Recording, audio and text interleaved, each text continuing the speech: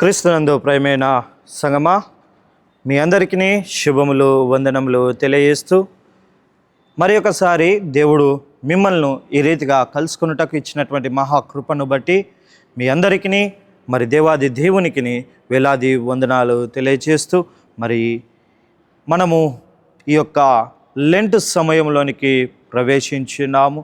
మరి ఈ యొక్క ఋతువులో మరి ముఖ్యముగా మనము జ్ఞాపకము చేసుకోవాల్సిన దానిని ఈ దినమున మనము ధ్యానించబోతున్నాం.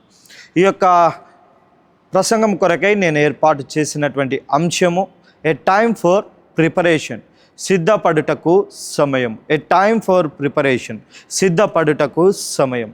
చాలామంది మరి లెంట్ ఎలా పాటిస్తాము, ఎందుకు పాటిస్తాము అనేది అయితే తెలియకనే పాటించడం మనము చూస్తూ ఉన్నాం.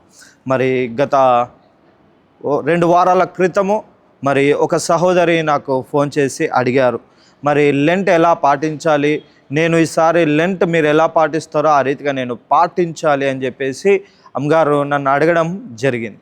మరి ఈ యొక్క లెంట్ను గురించి మనము చరిత్ర గమనించినట్లయితే ఈ లెంట్ ఎలా ప్రారంభమైంది, ఎప్పుడు ప్రారంభమైంది, ఎలా ప్రారంభమైంది అని యొక్క చరిత్రను మనం గమనించినట్లయితే లెంట్ మొట్టమొదటిగా మరి Roman Catholic church, first church, మొదటి శతాబ్దంలో మరి యొక్క రోమా సామ్రాజ్యంలో రోమా చర్చ్ ఏదైతే ఉందో వారు మొట్టమొదటిగా ఈ లెంట్ను ప్రారంభించడం జరిగింది. మొట్టమొదటిగా వీరు ఎలా ప్రారంభించారన్నప్పుడు 40 గంటలు యేసు ప్రభుల వారు పునరుద్ధానము ముందు కలిగినటువంటి 40 గంటలు అంటే సిలువ వేసిన క్షణము మొదలు ఈ యొక్క పునరుద్ధానం వరకు కలిగిన 40 గంటలు ఈ యొక్క లెంట్ను ఆచరించేవారు. ఆ తర్వాత 3 రోజులు ఈ యొక్క లెంట్ను మరి ఆచరించడం మొదలుపెట్టారు. ఆ తర్వాత మరి కొన్ని సంవత్సరాల తర్వాత మరి ఈ యొక్క ప్యాషన్ వీక్ ఏదైతే ఉందో మరి ఆ యొక్క వారము రోజులను లెంట్గా పరిగణించడం జరిగింది. తర్వాత మనము గమనించినట్లయితే ఈ యొక్క డిస్టర్బెన్సెస్ ఉన్నాయని చెప్పేసి మరి 325లో జరిగినటువంటి నైసియన్ సభలో అక్కడ ఉన్నటువంటి పెద్దలు మరి ఆ కాలంలో ఉన్నటువంటి బిషప్స్ అందరు కూడా మరి కూర్చొని ఈ యొక్క లెంట్ను కూర్చి కూడా ఆ యొక్క సభలో ఆ యొక్క కౌన్సిల్లో మాట్లాడడం జరిగింది. మరి ఆ యొక్క కౌన్సిల్లో నిర్ణయించిన దాని ప్రకారము 40 దినాల ఉపవాస కాలమును, 40 దినాల మండలపు కాలమును ఆచరించాలనేసి నిర్ణయించడం జరిగింది. అక్కడ మొదలుకొని ఈ క్షణము ఈ దినము వరకు కూడా మనము ఈ యొక్క లెంట్ను 40 రోజులుగా మనము ఆచరిస్తూ ఉన్నాం.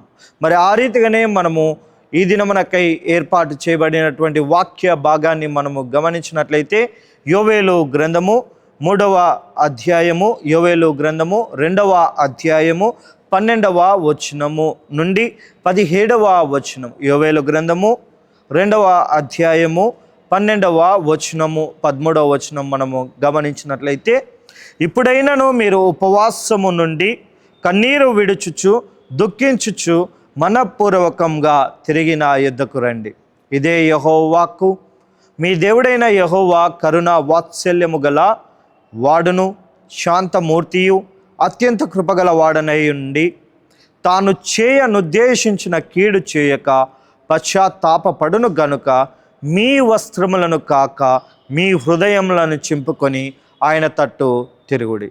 క్రీస్తునందు ప్రియమైనటువంటి వారలారా, మరి గమనించినట్లయితే మరి యోవేలు గ్రంథము ఆ యొక్క సమయ కాలములో మరి అక్కడ ఉన్నటువంటి జనముకు ఆ దినమున ఆయన పిలుపును అందించును. ఈ దినమున మరి యేసు ప్రభుల వారు మీకు కూడా పిలుపును అనుగ్రహిస్తున్నాడు. ఇప్పుడైనను మీరు ఉపవాసము ఉండి కన్నీళ్లు విడుచుచు. మరి ఈ యొక్క అంశము మనం టైమ్ ఫర్ ప్రిపరేషన్గా చూస్తున్నాము. మరి ఈ యొక్క టైమ్ ఫర్ ప్రిపరేషన్లో మొట్టమొదటిగా మానవునికి కావాల్సింది ఏంటంటే it's a time for reconciliation. మనలో మరి మార్పు కొరకు రీకన్సిలియేషన్. మరి ఈ యొక్క రీకన్సిలియేషన్లో మనము గమనించినట్లయితే మనము ఈ యొక్క లెంట్ రాగానే చాలామంది మేము జ్ఞాపకం చేసుకుంటామంటే మొట్టమొదటిగా యేసు ప్రభుల వారు తాను బాప్తిస్మము పొందిన తర్వాత ఆ యొక్క కొండ పైన ఆయన అనుభవించినటువంటి శోధనలను, ఆయన అనుభవించినటువంటి శ్రమలను గురించి మనము జ్ఞాపకము చేసుకుంటాం. ఆ యొక్క శోధనలను యేసు ప్రభుల వారు ఏ రీతిగా జయించినాడో ఆ రీతిగా మనము కూడా మరి శ్రమలను, శోధనలను జయించాలని మనం కూడా ఆశిస్తూ ఉంటాం. మరి క్రీస్తునందు ప్రేమైనటువంటి వారులారా, మనము గమనించినట్లయితే మానవుని జీవితంలో మనము లెంట్ అనగానే కొంతమందికి ఏం భయం ఉంటుందంటే, ఈ యొక్క లెంట్ కాలంలో కుటుంబంలో ఏం జరుగుతుందో, ఈ సంవత్సరంలో ఏం జరుగుతుందో, ఏ ఇబ్బంది వస్తుందో, ఏ రోగము వస్తుందో, ఏ కష్టము వస్తుందో, ఏ యొక్క బాధ వస్తుందో అని చెప్పేసి మనమందరము ఆలోచన చేస్తూ ఉంటాం. మరి ఈ యొక్క రీకన్సిలియేషన్లో మనము జ్ఞాపకము చేసుకోవాల్సింది ఏంటంటే, దేవుడు మనను తిరిగి వెనక్కి రప్పించుకోవాలి. మరి పూర్వమున ఏ రీతిగా ఉన్నామో ఆ రీతిగా దేవుడు మనలను మలచాలని చెప్పేసి ఆశించి ఉన్నాడు. ప్రేమైనటువంటి వారులారా, మనము గమనించినప్పుడు ఒక శిల్పము, మరి ఆ యొక్క శిల్పము వాడుకలో లేనప్పుడు ఆ శిల్పం ఏమవుతుందంటే మరి ఏది పనికిరానిటువంటి రీతిలోనికి వెళ్ళిపోవడం మనం చూస్తున్నాం. మరి దాన్ని మరి పునరుద్ధరించాలి అన్నప్పుడు ఆ యొక్క శిల్పాన్ని కడగాలి, మరి తిరిగి ఆ యొక్క రంగులు దిద్దాలి, ఇంకా దానికి అవసరమైనటువంటి ప్రతిదీ మనము చేయవలసిన వారమైన ఈ దినమున ఆ రీతిగానే మనము కూడా మన యొక్క జీవితము, మన యొక్క హృదయాలను పనికిరానటువంటి వాటిగా మూలకు పడవేసి ఉన్నాం. మరి ఈ దినంన యేసు ప్రభుల వారు మరి యోవేలు గ్రంథము చేత మనతో కూడా మాట్లాడుతూ ఉన్నాడు. మన వస్త్రములను కాక హృదయములను చింపుకొని కృతజ్ఞతాపూర్వకంగా దేవుని యొద్దకు మనము రావాలని చెప్పి ఈ దినం దేవుడు పిలుపును అనుగ్రహిస్తున్నాడు. ప్రేమైనటువంటి వారులారా, మరి పాపము చేత నింపబడి ఉన్నాము, లోకము చేత నింపబడి ఉన్నాము, లోక ఆశల చేత నింపబడి ఉన్నాము. మరి మన హృదయములో, మన యొక్క ఆలోచనలో ఎన్నో లోకమును గూర్చినటువంటి వాటి మీద మనము ధ్యాస ఉంచుకొని ఉన్నాం. వాటన్నిటిని దేవుడు తీసివేయాలని ఆలోచన చేస్తున్నాడు. నూతనమైనటువంటి జీవితాన్ని మనకు అనుగ్రహించాలని చూస్తున్నాడు. అందుకే ఇక్కడ అంటున్నారు ఏంటంటే, it's a time for reconciliation, పునరుద్ధరించుకోవడానికి సమయము. మరి రెండవ రాకడలో మనకు సమయం అనేది ఉండదు. అందరికీ కూడా మనమందరము కూడా తీర్పునకు మరి బానిసలు కావాల్సిన వారమై ఉన్నాం. ఆ యొక్క తీర్పులో మనం ముందుగా నిలబడవలసిన వారమై ఉన్నాం. మరి ఆ యొక్క తీర్పు పొందుకున్న తర్వాత నీవు నేను నిత్య జీవముకి వెళ్తామా, లేదా మరి ఈ యొక్క తీర్పు పునరుద్ధానానికి వెళ్తామా అనేది జ్ఞాపకం చేసుకుంటూ, మరి ఈ యొక్క లెంట రాగానే మనం ఏం చేయాలంటే, ఈ యొక్క శోధనలను, ఈ యొక్క శ్రమలను యేసు ప్రభుల వారు ఏ రీతిగా జయించినారో ఆ రీతిగా నీవు నేను మనము కూడా జయించవలసిన వారమై ఉన్నాం. అందుకే it's a time for reconciliation. ప్రేమైనటువంటి వారులారా, మనము మరి గమనించినట్లయితే హెబ్రీయులకు రాసినటువంటి పత్రిక, అపోస్తలుడైన పౌలు హెబ్రీయులకు రాసినటువంటి పత్రిక 11వ అధ్యాయము 17వ వచనము మనము గమనించినట్లయితే, అబ్రహాము శోధింపబడి విశ్వాసమును బట్టి ఇస్సాకును బలిగా అర్పించెను. ఎవడు ఆ వాగ్దానములు సంతోషముతో అంగీకరించునో ఇస్సాకు వలనైనది నీ సంతానమనబడును అని ఎవనితో చెప్పబడినో ఆ అబ్రహాము మృతుల సహితము లేపుటకు దేవుడు శక్తిమంతుడని ఎంచినవాడై తన ఏక కుమారుని అర్పించి ఉపమాన రూపముగా అతనిని మృతులలో నుండి మరలా పొందెను. మరి ఈ దినం నా ప్రేమైనటువంటి వారులారా, యేసు ప్రభుల వారు మరి యెహోవా దేవుడు మరి ఈ యొక్క సంఘటనలో మనం గమనించినప్పుడు అబ్రహాము శోధింపబడి ఉన్నాడంట. శోధింపబడి ఏం చేయిస్తున్నాడంట? మృతుల సహితము ఆ యొక్క కుమారుణ్ణి అర్పించుటకు ఆయన సిద్ధపడి ఉన్నాడు. ఈ దినమున మనము ఆ రీతి అయినటువంటి విశ్వాసం కలిగినటువంటి వారంగా ఉన్నామా? అటువంటి శోధనలను పొందుకొని ఆ శోధనలను జయించుటకు సిద్ధపడి ఉన్నామో ఒకసారి మనము జ్ఞాపకము చేసుకోవాలి. అదే రీతిగా తిమోతికి రాసినటువంటి 2వ పత్రిక 3వ అధ్యాయము 10 నుండి 15వ వచనాన్ని గమనించినప్పుడు, తిమోతికి రాసినటువంటి 2వ పత్రిక 3వ అధ్యాయం 10 నుండి 15వ వచనం. మరి ఇక్కడ తిమోతి తన యొక్క ఈ యొక్క సేవా పరిచర్యలో, తన యొక్క పరిచర్య అంతటిలో, మరి అంతియొకలో, మరి ఇకోనికాలో మరి ఆయన పనిచేస్తున్న సమయంలో ఆయన ఎదుర్కొన్నటువంటి కష్టములు, ఆయన ఎదుర్కొన్నటువంటి ఇబ్బందులు, ప్రతివానిని ఆయన అనుభవాలన్నిటినీ కూడా ఈ యొక్క వచనాల్లో పొందుపరచడం మనం చూస్తున్నాం. వాటన్నిటిని ఆయన ఎలా మరి ఎదుర్కొన్నాడు అన్నప్పుడు దేవుని చేత ఆయన ఎదుర్కొన్నాడు. ఆ యొక్క సహాయము పొందుకొని ఆయన ఎదుర్కొనడం మనము చూస్తున్నాం. మరి ఇక్కడంతా ఏమి కలిగి ఉన్నారంటే వీరందరూ దేవునికి దూరమై ఉన్నప్పుడు దేవుని పిలుపు మేరకు దేవుని యొక్క పిలుపునందుకొని తిరిగి రావడం జరిగింది. మరి ఈ దినమున కూడా మన యొక్క జీవితాన్ని పునరుద్ధరించుకోవడానికి లెంట్ ఒక సమయం. మరి ఈ దినమున మనం జ్ఞాపకం చేసుకోవాల్సింది ఏంటంటే it's a time for preparation to reconciliation. మొట్టమొదటిది ఏంటంట, ఇది సమయము మన యొక్క జీవితాన్ని పునరుద్ధరించుకోవడానికి. రెండవదిగా మనము గమనించినప్పుడు it's a time for reconstruction. It's a time for reconstruction. మనము గమనించినప్పుడు అపోస్తలుడైన పౌలు,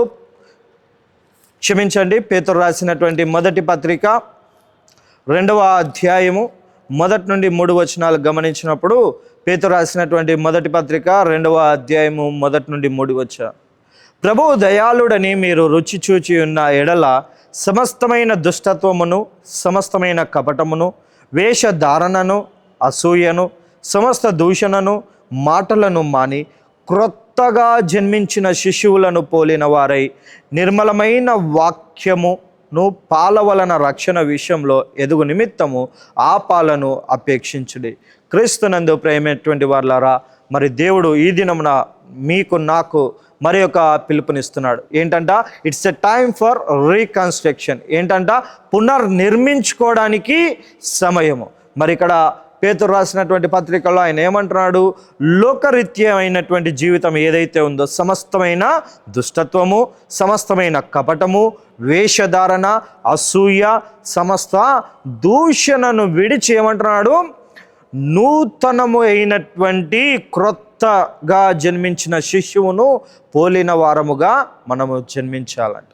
మరి ఇక్కడ మన దేవుడు మరి ఒకసారి పిలుపునిస్తున్నాడు. ఏంటంట, టు రీకన్స్ట్రక్ట్. ఈ యొక్క జీవం ఏదైతే ఉందో, ఈ యొక్క జీవితంలో ఏమున్నాయి, దూషణ, కపటము, కుళ్ళు, కృతంతాలతో మన జీవితం నిండి ఉంది.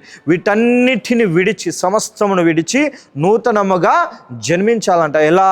నూతనముగా పుట్టినటువంటి వారు మరి ఏ రీతిగా కపటము లేనటువంటి వారిగా, ఏమో తెలియనటువంటి వారిగా ఎలా ఉంటారో ఆ రీతిగా మన జీవితాన్ని నూతనముగా మనము నిర్మించుకొనవలసిన వారమై ఉన్నాం. మరి ఆ రీతిగా దేవుడు రెండోదిగా పిలుపునిస్తున్నాడు. ఏంటంటే, it's a time for reconciliation, it's a time for reconstruct. మూడవదిగా చివరిగా మనము గమనించినట్లయితే it's a time for rejoice. It's a time for rejoice. మరి ఆనందించుటకు, సంతోషించుటకు సమయము అంట. మనము కొరింథీయులకు రాసినటువంటి మొదటి పత్రిక 10వ అధ్యాయము 13వ వచనము మనము గమనించినట్లయితే, కొరింథీయులకు రాసినటువంటి మొదటి పత్రిక 10వ అధ్యాయము 13వ వచనము, సాధారణముగా మనుషులకు కలుగు శోధన తప్ప మరి ఏదియో మీకు సంభవింపలేదు. దేవుడు నమ్మదగిన వాడు, మీరు సహింపగలిగినంత కంటే ఎక్కువగా ఆయన మిమ్మను శోధింపనీయుడు. అంతేకాదు, సహింపకలుగుటకు ఆయన శోధనతో కూడా తప్పించుకొను మార్గము కలగచేసెను. క్రీస్తునందు ప్రేమైనటువంటి వారలారా, దేవుడు మరి ఈ దినమున నీతో మాట్లాడుతున్నాడు. మరి ఈ యొక్క శోధన సమయంలో మరి ఆనందించుటకు కూడా ఇది సమయం అంట. ఏంటంట, 2 విషయాలు ఇక్కడ గమనించినట్లయితే, నీవు నేను శోధనను ఎంతవరకు సహించగలమో అంత మట్టుకు మాత్రమే దేవుడు శోధింప చేస్తాడంట. మరి ఆయన ఏమంటున్నాడు మనం గమనించినట్లయితే, అంతేకాదు ఆయన శోధనను కూడా తప్పించుకుని మార్గము, ఆ యొక్క శోధన నుండి తప్పించుకొని మార్గము కూడా ఆయన్ని ఏర్పాటు చేస్తున్నాడంట. దాని కొరకు నీవు నేను సంతోషించవలసిన వారమై ఉన్నాం. మరి ఈ దినం నా క్రీస్తునందు ప్రేమైనటువంటి వారులారా, మరి శ్రమలు ఎందుకు వస్తాయని మనం గమనించినప్పుడు, యోహాను సువార్త 11వ అధ్యాయము 4వ వచనం మనం గమనించినప్పుడు, యోహాను సువార్త 11వ అధ్యాయము 4వ వచనము, యేసు అది విని, ఈ వ్యాధి మరణము కొరకు వచ్చినది కాదు, కానీ దేవుని కుమారుడు దాని వలన మహిమపరచబడినట్లు దేవుని మహిమ కొరకు వచ్చినది అనేను. మరి ప్రేమైనటువంటి వారులారా, ఈ దినం నీకు రోగం వచ్చిందా, ఇబ్బంది వచ్చిందా, కష్టం వచ్చిందా, మనం బాధపడకూడదు, చింతించకూడదు. ఎందుకంటే ఇది నీకు నాకు మన జీవితంలో వచ్చిందంటే కేవలము దేవుణ్ణి మహిమ పరచుట కొరకు వచ్చి ఉన్నదని మనము జ్ఞాపకము చేసుకోవాలి. మరి ఈ శ్రమలన్నీ కూడా కేవలము దేవుని మహిమ పరచడం కొరకు వస్తాయి అనేది జ్ఞాపకం చేసుకోవాలి. ఆ తర్వాత మనము గమనించినప్పుడు మరి క్రీస్తు లోకము ఎందుకు వచ్చాడు అని మనము చూసినప్పుడు హెబ్రీలకు రాసినటువంటి పత్రిక 2వ అధ్యాయము, హెబ్రీలకు రాసినటువంటి పత్రిక 2వ అధ్యాయము 14 నుండి 15వ వచనాలు మనము గమనించినప్పుడు, కాబట్టి ఆ పిల్లలు రక్త మాంసములు గలవారైనందున ఆ ప్రకారమే మరణము యొక్క బలము గల వాణిని అనగా అపవాదిని మరణము ద్వారా నశింప చేయుటకు జీవితకాలమంతయు మరణ భయము చేత దాస్యమునకు లోబడిన వారిని విడిపించుటకు ఆయన కూడా రక్త మాంసంలో పాలివాడైన. ప్రేమైనటువంటి వారలారా, ఈ వచనము మన జీవితాలకు చాలా దగ్గరగా ఉన్నటువంటి వచనం. మనం గమనించినట్లయితే ఏమంటున్నారు ఆయన, నశింప చేయుటకును జీవితకాలమంతయు. నేను ఈ దినమున దేనికి భయపడుతున్నామంటే మరి దేనికి భయపడం కానీ మరణానికి భయపడుతున్నాం. ఈ లోకంలో మరి మనము దేనికి భయపడకపోయినా, ఎటువంటి కోటీశ్వరుడైనా ఏది ఉన్నా కూడా, వైద్యుడైనా ప్రతి ఒక్కరు కూడా ఒక విషయానికి భయపడతారు, ఏంటంట మరణమునకు భయపడతామంట. అందుకే ఆయన ఏమంటున్నాడు, దాస్యమునకు లోబడిన వారిని విడిపించుటకు ఆయన రక్త మాంసంలో పాలువాడై ఉన్నాడు. మరి ఈ దినమున ఆ యొక్క దాస్యత్వము నుండి, ఆ యొక్క మరణ భయము నుండి విడిపించుటకు క్రీస్తు ప్రభుల వారు ఈ లోకానికి వచ్చిన్నాడని నేను ఆనందింపగలిగే వారణమై ఉన్నాం. మరి క్రీస్తునందు ప్రేమైనటువంటి వారులారా, దేవుడు నిన్ను నన్ను మరి ఒకసారి ఆనందింప చేయుటకు ఈ లోకానికి రక్త మాంసంలో పాలివాడై ఉన్నాడనేది జ్ఞాపకము చేసుకోవాలి. చివరిగా మనము గమనించినట్లయితే మరి మన పైన ఉన్నటువంటి బాధ్యత, మరి క్రీస్తునందు ప్రేమైనటువంటి వారులారా, కొరింథీయులకు రాసినటువంటి మొదటి పత్రిక 1వ అధ్యాయము 17వ వచనాన్ని మనము గమనించినట్లయితే, బాప్తిస్మం ఇచ్చుటకు క్రీస్తు నన్ను పంపలేదు, కానీ క్రీస్తు యొక్క శిలువ వ్యర్థము కాకుండానట్లు వాక్చాతుర్యము లేకుండా స్వార్థ ప్రకటించుటకే ఆయన నన్ను పంపెను. మరి సిలువను గూర్చినటువంటి వార్త నశించుచున్న వారికి వెర్రితనముగా ఉందంట. ఆ యొక్క వెర్రితనమును గూర్చి కాకుండా మరి గొప్పదైనటువంటి స్వార్థ వాక్కుని ఈ దినమున ప్రకటించుటకు దేవుడు నిన్ను నన్ను పిలిచినాడు. ఆ బాధ్యత మన పైన ఉంచున్నాడని మనము ఆనందింప చేయవలసిన వారమై ఉన్నాం. మరి చివరిగా మరి 3 విషయాలను మనం గమనించాం. ఏంటి? It's a time for preparation. దేని కొరకు ఈ యొక్క ప్రిపరేషన్ అంటే, మొట్టమొదటిది it's a time for reconciliation, మన జీవితాలను పునరుద్ధరించుకోవడానికి సమయం. రెండోది ఏంటంటే it's a time for reconstruct, పునర్నిర్మించుకోవడానికి ఇది సమయం. మూడవది it's a time for rejoice, సంతోషించుటకు సమయం. లెంట్ అంటే మరి ఏంటి, దాని యొక్క చరిత్ర గమనించున్నాము. ఈ యొక్క సమయము, ఈ యొక్క 40 దినాలు ఏ రీతిగా సిద్ధపడాలనేది కూడా మనము చూసినాం. మరి చివరిగా నేను ఒక విషయము చెప్పి ముగిస్తాను. మరి ఈ యొక్క లెంట్ రాగానే మనమందరం కూడా జ్ఞాపకం చేసుకోవాల్సింది ఏంటంటే, సిలువలో పలికినటువంటి 7 మాటలు, సిలువలో పలికినటువంటి 7 మాటలు, యేసు ప్రభుల వారికి అయినటువంటి 5 గాయాలు, యేసు ప్రభుల వారికి అయినటువంటి 5 గాయాలు. ఆ తర్వాత మరి ఆ యొక్క గొలగొతా కొండపైన ఉన్నటువంటి 3 సిలువలు, గొలగొతా కొండపైన ఉన్నటువంటి 3 సిలువలు, ఒక బలి అర్పణం, ఒక బలి అర్పణం. 7, 5, 3, 1, 7, 5, 3, 1. ఈ యొక్క 7 మాటలలో మనము గమనించినట్లయితే, మొట్టమొదటిది క్షమాపణ ఉంటుంది, రెండవది ప్రాయశ్చితం ఉంటుంది, మూడవది ప్రేమ ఉంటుంది, 4వది వేదన ఉంటుంది, 5వది బాధ ఉంటుంది, 7వది బాధ్యత ఉంటుంది, 7వది మనం గమనించినప్పుడు మరి ఆజ్ఞను నెరవేర్చడము ఉంటుంది. మరి ఈ యొక్క 7 క్షమాపణ, ప్రాయశ్చితము, ప్రేమ, వేదన, బాధ, బాధ్యత, ఆజ్ఞ, ఈ యొక్క 7 మాటలను మనము జ్ఞాపకము చేసుకోవాలి. తర్వాత గమనించినట్లయితే 5 గాయాలు. ఏంటి ఈ యొక్క 5 గాయాలు అన్నప్పుడు, మొట్టమొదటిది యేసు ప్రభుల వారి తలపైన ఉన్నటువంటి ముళ్ళ కిరీటం. ఈ దినంన నీవు నేను చేసేటువంటి చెడు ఆలోచనలు, చెడు తలంపులకు యేసు ప్రభుల వారి నెత్తిపైన పెట్టబడినటువంటి ముళ్ళ కిరీటము. రెండవది ఆయన చేతులకు మరి కొట్టబడినటువంటి చీలలు. నీవు నేను మన చేతులతో చేసేటువంటి పాపాలకు ఆయన చేతులకు వేయబడినటువంటి 2 గాయాలు. తర్వాత 3 ఇక్కడ గాయాలు మనం చూసినాం. తలకొకటి, 2, 3 చూసాం. తర్వాత మరి 4వది చూసినప్పుడు ప్రక్కలో బల్లెపు పోటు. మన హృదయముతో మనము చేసేటువంటి కపటము, దూషణ, మరి ప్రేమ లేనటువంటి ఆ యొక్క హృదయం ఏదైతే ఉందో ఆ యొక్క హృదయాన్ని గూర్చినటువంటి గాయము యేసు ప్రభుల వారు పొంది ఉన్నారు. చివరిగా మరి నీవు నేను వేస్తున్నటువంటి తప్పటి అడుగులకు యేసు ప్రభుల 2 కాళ్ళకు చెక్కబడినటువంటి చీల.